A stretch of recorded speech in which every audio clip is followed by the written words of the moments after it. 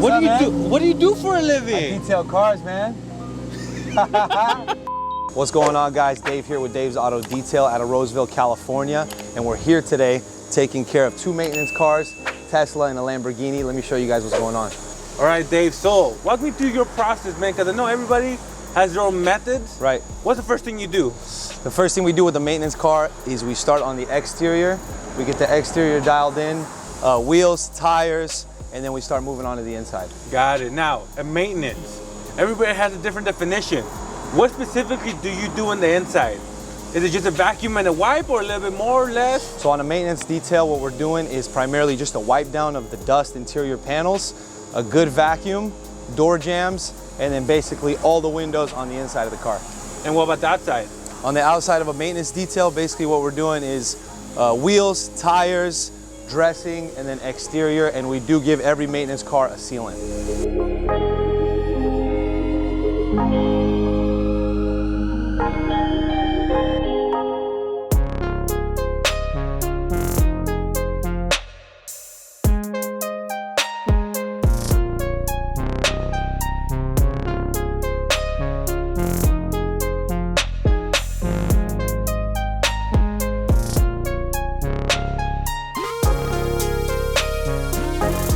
Hey, Dave, so Sir. I noticed you and your employer right here.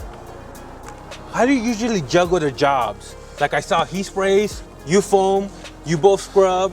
Is that every job, or how do you balance that? Yeah, so we have usually the process that we like to do is if he's gonna be rinsing the car down, I'm usually gonna foam it. We kind of chase each other, if you will, just to get the job done the fastest and more effective. Now, is this how you started, or you had to figure it out, try different things? Definitely try different things. A lot of times we would do two of the same things at once, which obviously is not time efficient. So over time, just evolved a process that works the best and is, you know, most reliable.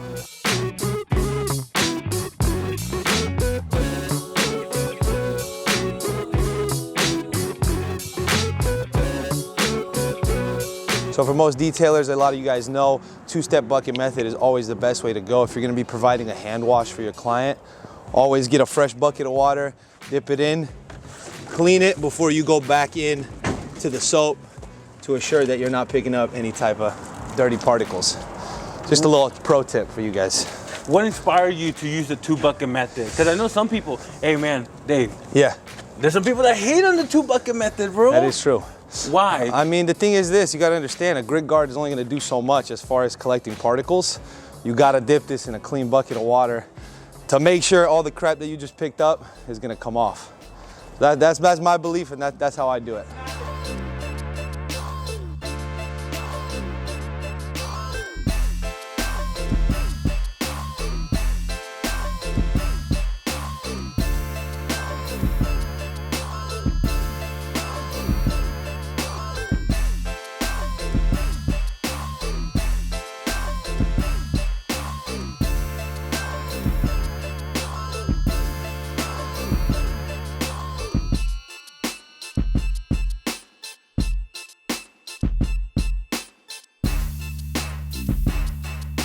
All right, guys, so with every maintenance wash, as soon as we're done washing the car, we like to provide the least amount of friction. And I was telling you guys, every maintenance car gets a sealant. We have here from Owner's Pride, which is my preferred company. We're all Owner's Pride out here. A Ceramic Plus. It's a drying aid and sealant. So it's gonna protect the car, help you dry it. The less friction, the better. So How do you apply it? let me show you right here. Two ways of applying it. You can apply it onto the towel directly, or onto the panel, preferably onto the towel is the best. Give it a couple good ones, and then watch it do its magic. Makes it nice and slick, brings out the shine, and protects the car. So just a little extra we like to do to go above and beyond for our clients. And I'm assuming the other method is just spray on the car? Just spray on the car, yep. You can do that as well. Got it. A little goes a long way though.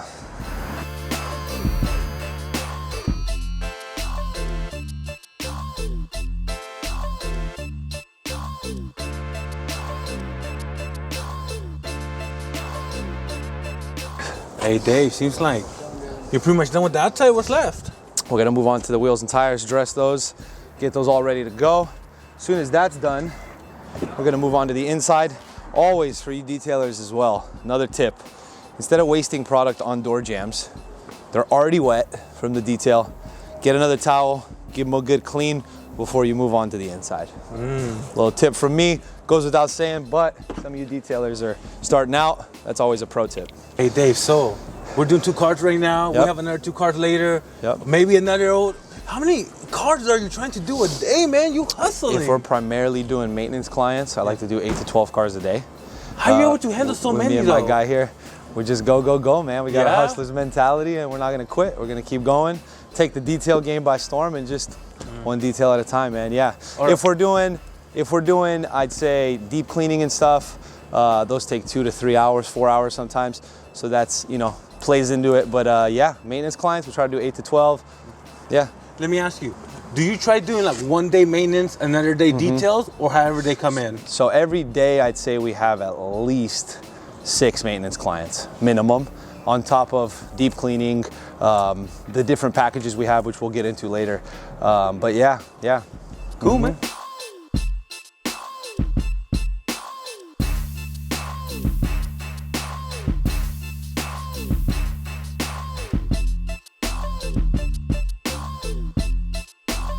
All right, guys, now that the car is washed and cleaned, tires are all taken care of, we're gonna start moving on to the inside. Door jambs are also wiped down.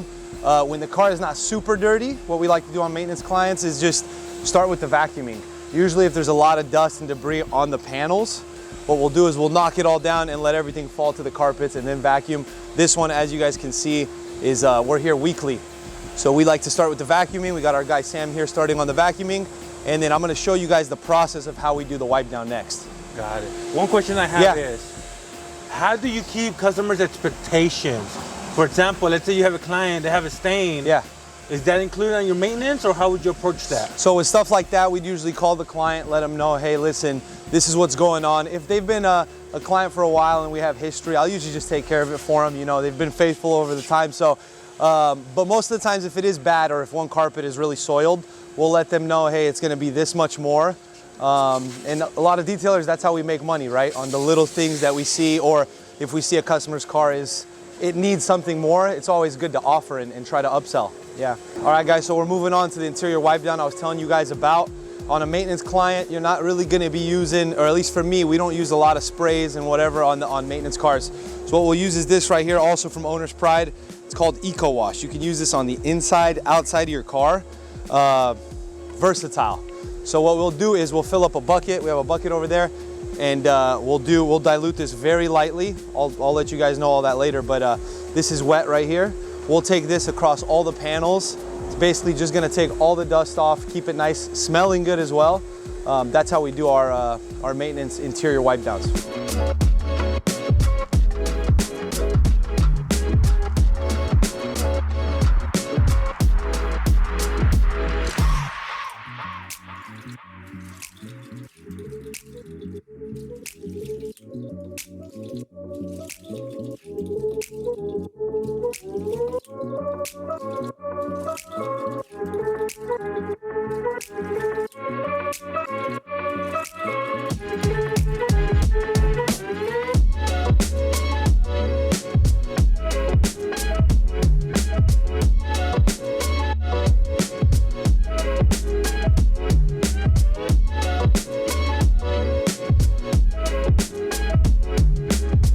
So, we're working on the Lamborghini now, man. Yes, sir. Now, how do you feel about this? For example, there's some detailers out there who are intimidated Right. by a car like this. Right. What advice do you have for them? For someone like that, get insurance, the best insurance you could possibly get. And just be confident. You gotta be confident in your work, you know what I mean? I started with doing GTRs, R8s, kind of entry-level exotics, and then built a name, and then you gotta build trust with the clients and have confidence in yourself. Now, you talked about insurance. Yeah. You just call what? State Farm, say, hey, I have a detailing business. Right. Insure me for $1 million? So with detailing, it's actually really tough to get insurance. You got to get some garage keepers. You got to get some insurance for your helper if he's ever moving cars to be insured. With me, I think I am insured with State Farm, so Reyes is around the dot. But yeah, you got to be covered if you're doing cars like this. I mean, something like this is going for $300,000-$400,000. You got to be covered up to $1 million plus, which is recommended for most detailers regardless. Yeah. Is it expensive, the insurance? Not bad at all. I think I pay $120 a month because I have, like I said, I have everything you could possibly get. There's a cheaper option, I think covered up to 1.5 mil for $40, $50 a month. So there's no excuse, guys.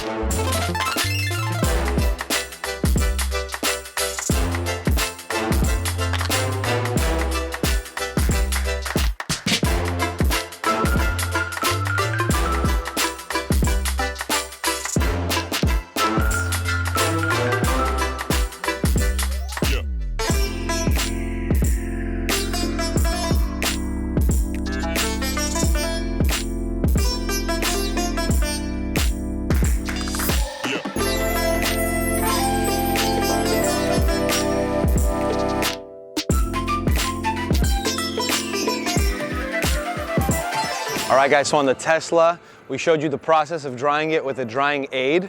We will use a sealant on this, but if you don't have sealants or drying aids, what I like to use is just a standard blower. You don't gotta get fancy with it. There's master blasters for $500-$600. This right here is 99 bucks. I'll put a link down below for you guys. You guys can snag this bad boy. And we just straight up dry it. You could go bazooka style. You could go this way, that way, and just dry it off.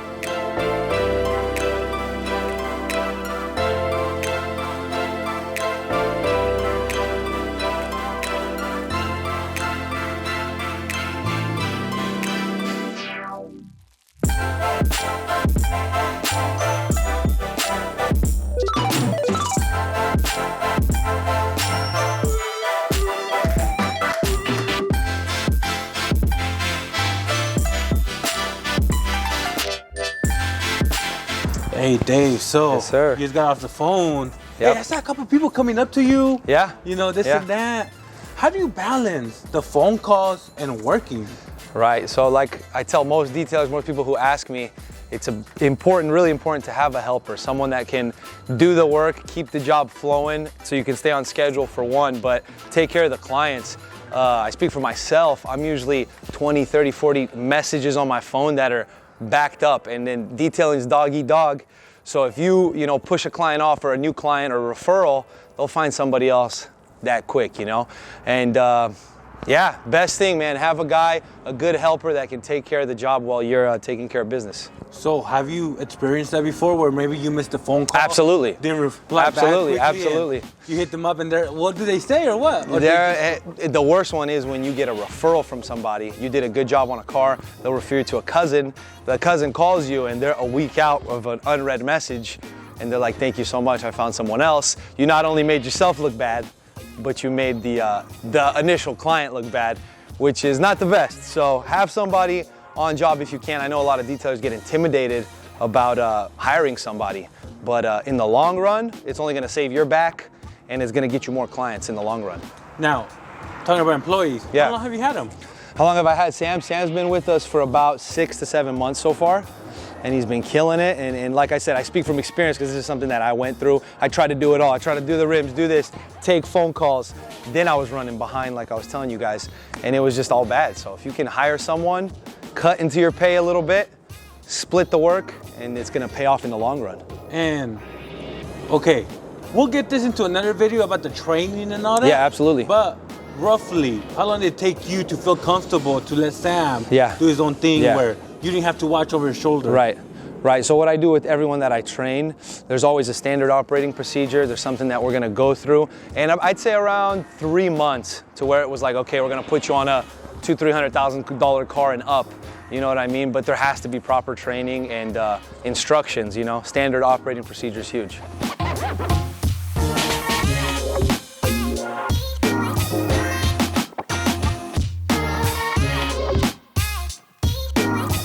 All right, guys, so there you have it. Detail of a 2022 Lamborghini STO. That was a maintenance wash. I would love to see the way you guys do your type of maintenance washes or details. Any questions, ask down in the comments below. Like, comment, and subscribe. Thanks for watching, guys.